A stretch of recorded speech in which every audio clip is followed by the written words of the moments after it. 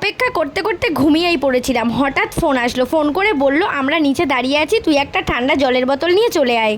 Actually আমাদের প্ল্যানটা ছিল অনেক দিন ধরে, আমি প্রায় গত 1.5 মাস ধরে কোথাও বেরোইনি, তাই আজকে দিদিরাই আমাকে বললো চল আজকে তুই আমাদের সঙ্গেই ঘুরতে বেরোবি। আর এটা হচ্ছে বেলু দিদি, সোজা আমেরিকা থেকে আমার ব্লগে। পরিচয়টা আমার সঙ্গে কিছুদিনের হলেও এমনভাবে মেশে যেন মনে হয় কত যুগ যুগ ধরে চেনা। আসলে কি বলতো, আমাদের জীবনে চলার পথে ভালো খারাপ ও সব ধরনের মানুষ আসে আবার চলেও যায়, এমনকি আমরা তাদের ভুলেও যাই। কিন্তু কিছু কিছু এমন মানুষ আছে যারা আমাদের জীবনে অনেক ভালো মুহূর্ত নিয়ে আসে এবং স্মৃতি হয়ে রয়ে যায়। দেখো, কথা বলতে বলতে আমরা পৌঁছেও গেলাম। এটা হচ্ছে পাটুলি, তোমরা হয়তো অনেকেই চিনবে, কলকাতার অনেক ফেমাস একটা জায়গা। এই নিয়ে আমি সেকেন্ডবার হলেও আগের বার এসে আমি বেশিক্ষণ টাইম স্পেন্ড করতে পারিনি। আর বাইরেটা যে এত গরম সেটা ঘর থেকে বাইরে না বেরোলে বোঝাই যায় না। আর এদিকে আমি অনেক দিন পরে বাইরে বেরিয়ে তো আনন্দে আটখানা, প্রত্যেকটা স্টলগুলোতে ঘুরে ঘুরে দেখছিলাম যে কি কি খাবার পাওয়া যায়। আমরা একটু বিকেলের দিকে এসেছিলাম যাতে ইভিনিংটা পুরো উপভোগ করতে পারি, তাই এত ফাঁকা ফাঁকা ছিল, না হলে সন্ধ্যাবেলা অনেক ভিড় হয়। তারপরে ছিল আজকে আরও সানডে।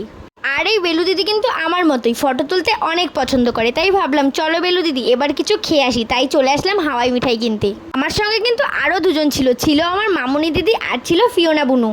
আমি অল্পতেই অনেক খুশি হয়ে যাই, তাই ছোট্ট ছোট্ট জিনিসগুলো আমাকে অনেক আনন্দ দেয়। ওয়াও, থ্যাংক ইউ মামুনি দিদি এত সুন্দর একটা ইভিনিং গিফট করার জন্য। ধীরে ধীরে যত সূর্যের আলোটা কমে আসছিল তত চারিদিকে আলোয় আলোকিত হয়ে যাচ্ছিল। আর আমি মনে করি হাজার ব্যস্ততার মধ্যে দিয়েও সময় বের করে নিজের পছন্দ অপছন্দগুলোকে গুরুত্ব দেওয়া খুবই প্রয়োজন। সন্ধ্যাবেলা যদি কোনো গঙ্গার ধার বা এমন একটা জায়গায় টাইম কাটানো যায়, সঙ্গে যদি থাকে এমন একটা সানসেট, তাহলে কতই না ভালো হয় বলো। তোমরা কারা কারা সন্ধ্যাবেলা এমন একটা জায়গায় টাইম কাটাতে পছন্দ করো অবশ্যই জানিও। যারা কখনোই পাটুলি আসুনি তারা একবার হলেও ঘুরে যেও, অনেক ভালো লাগবে। আমি তো চাই যে আমার জীবনে বারবার এমন একটা সন্ধ্যা আসুক। এত কিছুর পরেও আমাদের কিন্তু একটা জিনিস খুব কষ্ট দিচ্ছিল, সেটা হচ্ছে গরম, তাই আমরা চলে এসেছিলাম কিছু ঠান্ডা পান করার জন্য। কি নেব বুঝতে না পারায় দিদি আমার হাতে একটা আমপান্নার কাপ ধরিয়ে নিয়ে বললো এটা খা, এটা ভালো লাগবে।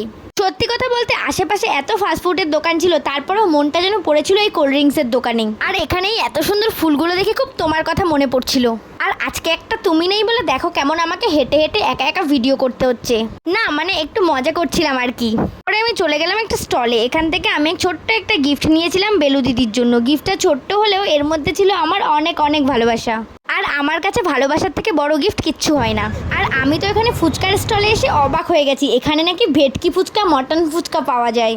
আমি এগুলোর নাম শুনেছি কিন্তু কখনো খাইনি, আর আজকে এত গরম ছিল যে ট্রাই করার ইচ্ছাও হয়নি, তাই আমি এখানে নিয়েছিলাম 1 প্লেট জল ফুচকা। আমি এত ফুচকা খেতে ভালোবাসি আর গরমের জন্য আজকে 1 প্লেট ফুচকাও শেষ করতে পারিনি। অবশেষে আর গরম সহ্য করতে না পেরে আবার একটা কোল্ড ড্রিঙ্কস নিয়ে নিলাম। এখন বেজে গেছিল সন্ধ্যা 7টা আর আমরা এসেছিলাম 4টের সময়। প্রায় 3 ঘন্টা ঘোরাঘুরির পরে আমরা ছিলাম খুব ক্লান্ত, চলো এবার হওয়া যাক শান্ত। আর এদিকে আমাদের গাড়িও চলে এসছে, অনেক হলো ঘোরাঘুরি, চলো এবার বাড়ি ফিরি। আমার এই ঘুরতে যাওয়ার ভিডিও তোমাদের কেমন লাগলো অবশ্যই জানিও, আর ভালো লাগলে একটা লাইক করে দিও। দেখা হচ্ছে নেক্সট কোনো ব্লগে, বাই।